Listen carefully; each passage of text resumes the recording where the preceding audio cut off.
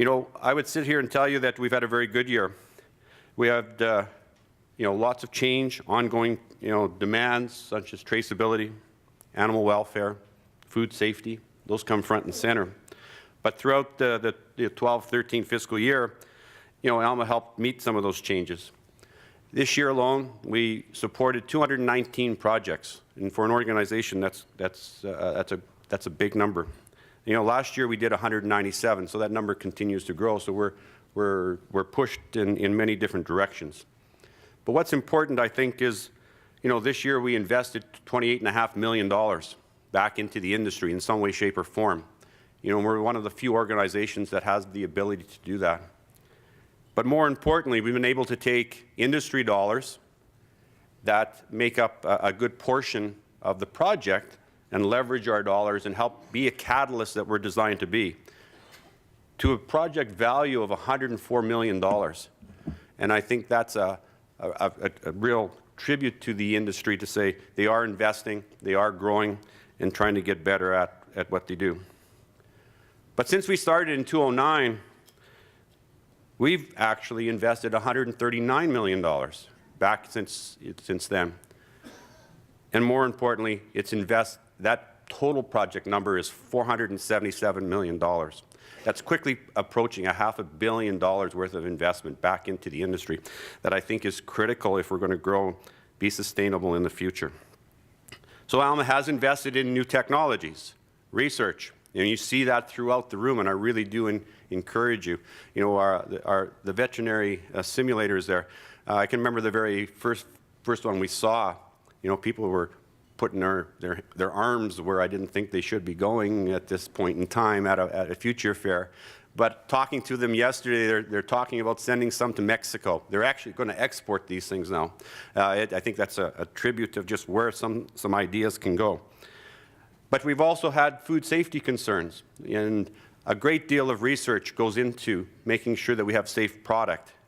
It's an ongoing battle that we cannot let up on. And industry knows the value. Certainly the retailers understand it. Consumers are demanding it. So again, a lot of work goes into that. So the practices, how do we get new, better products? We're really quite proud of that. So we're going to continue to follow that strategy going forward. But I wanted to give you some numbers that I think help impact what happened this year. This year we were able to increase dairy capacity by 1.2 million liters. It's a nice number. It's down from last year, but we actually had a new plant start up last year. This year, though, on the meat side, we have the capacity to process an additional 35 million kilos. That's a big number, and it continues from last year. Now, some of that is on new processing on some of the diversified lines, but certainly on the hamburger patty side, a big expansion there. There's some just great projects going on there.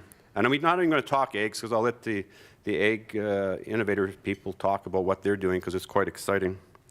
This year, 125 new products were developed, compared to last year of 95. We were able to support new leaders in the industry, which I think is critical if we're going to continue to grow.